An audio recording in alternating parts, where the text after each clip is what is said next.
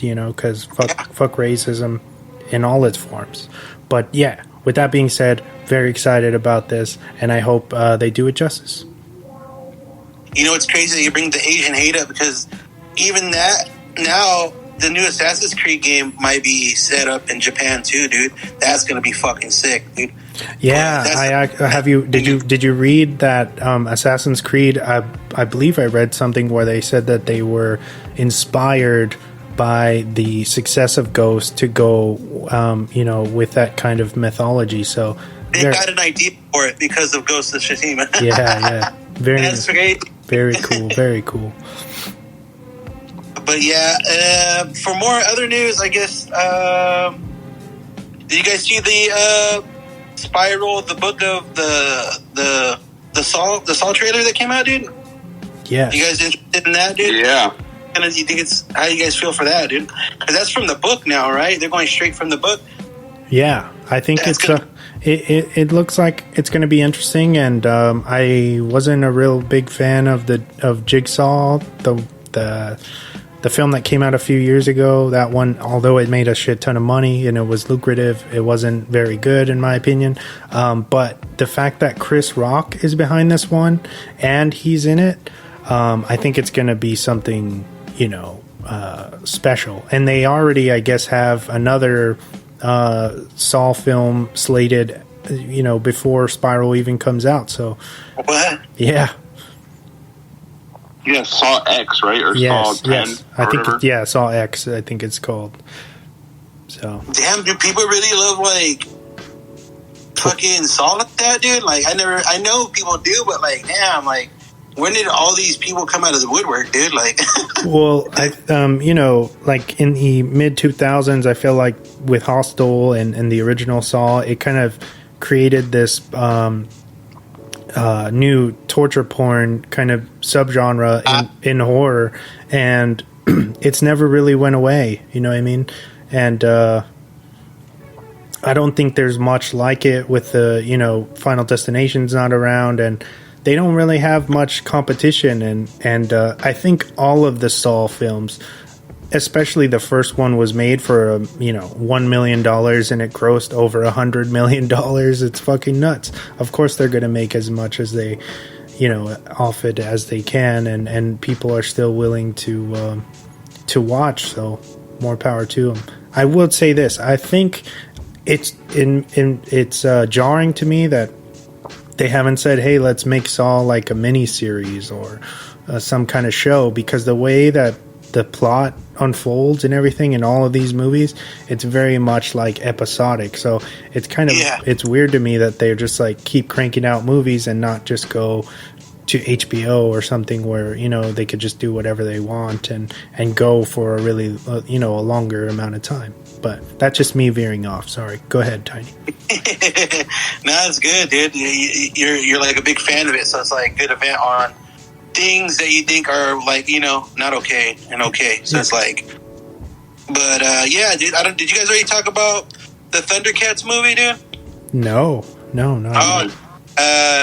So the Thundercats movie is already to be directed by fucking Adam Wingard, dude. You guys with Adam Wingard going for something big as this now? Like, this is different now, dude. What you guys think? Yeah, I mean, I think that guy obviously he's very talented, and the fact that Godzilla versus Kong is now a massive success for him is going to give him just studios are trusting him. So I'm glad that he's kind of picking these weird projects, and in the vein of Guardians of the Galaxy and how nobody thought that was going to be anything. He's just keeps blowing our minds, and I'm pretty excited. Thundercats, crazy. Hopefully, because I saw Godzilla vs. Kong, dude, and I think he could be more story driven with with Thundercats, because that's what it is, dude. Like, it is epic, but there's the deep story between all the characters, dude. Like, so hopefully he can push towards for like maybe better acting, not to say throw shots, but you know what I mean. Okay, yeah. But yeah, that's all I got for Thundercats. So I got one other thing.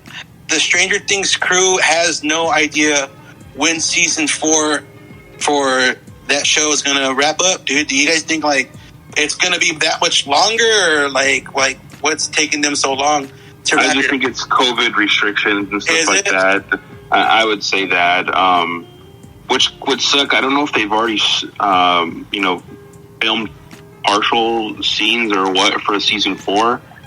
But it'd be kind of weird if they took a huge break, like a year break, and then like the kids look way different than they do in like episode 1 or 2, or and then like, oh, they're a year older and like they got like beards now and stuff, or whatever. You know what I mean? You're gonna notice, like yeah, they're definitely getting taller, like especially the guys. They're really, you can tell from season to season that they're growing up. Of course, they're teenagers. Because they're not exactly in high school yet. They are, right? Pretty much. Like, aren't they like semi in high school, right? Or was it like in the show? I think they were like in middle school. Well, I think that'd be a perfect time to probably throw them in like a high school type deal. Maybe like branch out. Like they are getting older. They have to throw that in the show somehow. Like you can't just see them like looking taller and taller and be like, yeah, they're obviously still like 15 or something. It's going to be like a little weird. So hopefully they can wrap it up, dude, because I did like season 3 and edited sadly and epically. So I hope they can do something like even stranger this time. with this season coming out, this is their last season. So yeah, they got to end it, good. Don't pull a Dexter on us, please. Yeah, and I'm glad that they're actually, they put a shelf life on their series, and they were like, we don't want to run this out for like 10 seasons until our fans hate us. Yeah, we want to end it in 4 seasons so that way we can give you guys the best that we can give you, and not run out of ideas. So I think that was a cool thing for them to say. They don't want to crash and burn, dude. It seems to hurt a lot of people that like keep those run-on shows. But yeah, that's it for my news, guys. Unless Wes got something. What you got for us, Wes? Yeah, I got 3 small pieces. So back in 2015, the world got a great Austrian horror film by the name of Goodnight Mommy. Now this week we find out that Amazon Studios is working on a remake starring Naomi Watts, who will also be acting as an executive producer. The original film follows 2 young boys as they start to question their mother's identity after she's undergone a recent facial reconstruction. If you're interested in checking out the foreign film original version, it's free right now on Tubi. Okay. Tubi. That's free, right? So yeah. Yeah. We also got our first look at the new Space Jam 2 trailer. Do you guys have any thoughts on that? I got excited for it. It's just another thing for LeBron James to get compared to Michael Jordan. So, for me, I don't think you can really beat what Space Jam, the first one or the original one, did. But yeah, it's cool to see them, kind of rejuvenating that and bringing in LeBron James to do that. I've been reading that people are now kind of comparing it to Ready Player One, and it's because they're doing all of this crazy shit. But for what it's worth, I wasn't too excited when they announced that they were going to try to do it with LeBron James. But the trailer looks pretty fun, and it looks like they're going another direction from the original Space Jam, or at least kind of opening that universe a little bit more with what they're trying to do, and it looks fun, which is what it should be. What are your thoughts, Tiny? On Space Jam, yeah, dude, they got to get the hottest dude right now to make the new one, right? So like, it makes sense. I think they were about to do it. Warner Bros. Seems to just fucking say fuck it. They were gonna do it, and they seem to be doing fine so far. So I think it'll be all right, dude. Since LeBron's hot right now, there's no way I think it's gonna be that bad. Hopefully, they can keep it nice and quirky still, like the old one. I don't know, like The old one was pretty sick, dude. So they got a lot to live up to, I think, personally. Yeah. I would say the big thing is the technology advances they have on their side. So hopefully they they use that to their benefit. I know we got Lola Bunny coming back, but this time she's voiced by Zendaya, which is pretty cool. Yeah. Looking forward to that, kind of. Moving on to my last bit of news, Steven Spielberg is currently working on a semi-biographical film to which he has just cast Paul Dano as his father. The film is still currently untitled. Okay. That's pretty interesting. I'd watch that, I think. Wait, you said Paul Dano will play his father? Yeah, but he's going to be playing, I guess, like a fictitious version of Spielberg's actual father. And then in like some news that's already come out a while ago, Michelle Williams of Blue Valentine is also going to be playing his mother. So pretty interesting. A pretty cool cast so far, and very different from what Spielberg has his last few films. So pretty interesting. Yeah, it's way different. And now it's time for the weekly recommendations. All right, James, we were going to rewind back to you. All right. So I've been watching some HBO Max lately, and just started getting back into the Fresh Prince of Bel-Air. Classic show, Will Smith, basically the beginning of his career, really. Check it out. I don't know I don't think I know anyone who has never seen or heard of the Fresh Prince of Bel-Air. But if you haven't, for some reason, definitely check it out. If you have HBO Max, it's definitely a throwback. Very early 90s vibes. So, all the crazy stuff everyone used to wear back in the 90s, early 90s. Check that out. Will Smith. I want to say maybe some of Will Smith's better acting, maybe in some of his compared to some of his newer stuff. I don't know. I think he's more relatable in this series. And then the Batman animated series. It's on HBO Max. Also a classic.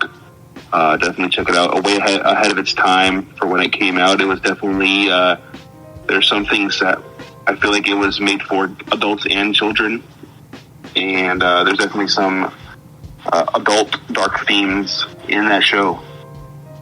Yeah, definitely. Yeah, it's crazy what they were able to get away with for something that was on basic television at the time. Yeah, just people trying to murder people and just they had it all there. Yeah. You knew it. yeah. Such a good show. I recently watched all that whole from front to back on Max. So. Oh yeah, great Rex. Good stuff. Yeah, just those two. I'll go next. I just got one. I've been on this. I basically watched the whole season. Solar Opposites season 2 that just dropped. So I watched all of that. It's still fucking funny. It still does some continuations that people are looking forward to regarding the story of The Wall. I don't know if it's a spoiler. I don't think so. But it's very good, dude. If people don't have Hulu or like Rick and Morty, for example, Solar Opposites, it's pretty dope, dude. And they do some funny fucking jabs this season at Hulu for not giving them enough budget to do like certain cool shit for the show, like cool animated fights or something. But they got enough to where it's so funny that you probably wouldn't need that. And it's a little ridiculous anyways of a show because it's a little raunchy sometimes. But I recommend Solar Opposites to anyone who hasn't watched the first season, but the second one is out now, so give it a watch, dude. It's pretty funny. If you want to have a laugh, if you can tolerate sometimes non-PC jokes, basically, that'd be for you, dude. And that's all I have. That's my last one. Is that the same creators of Rick and Morty? Yeah, the voice actors Pretty much. Okay. Basically, I think it's the same animator, dude. So Yeah, because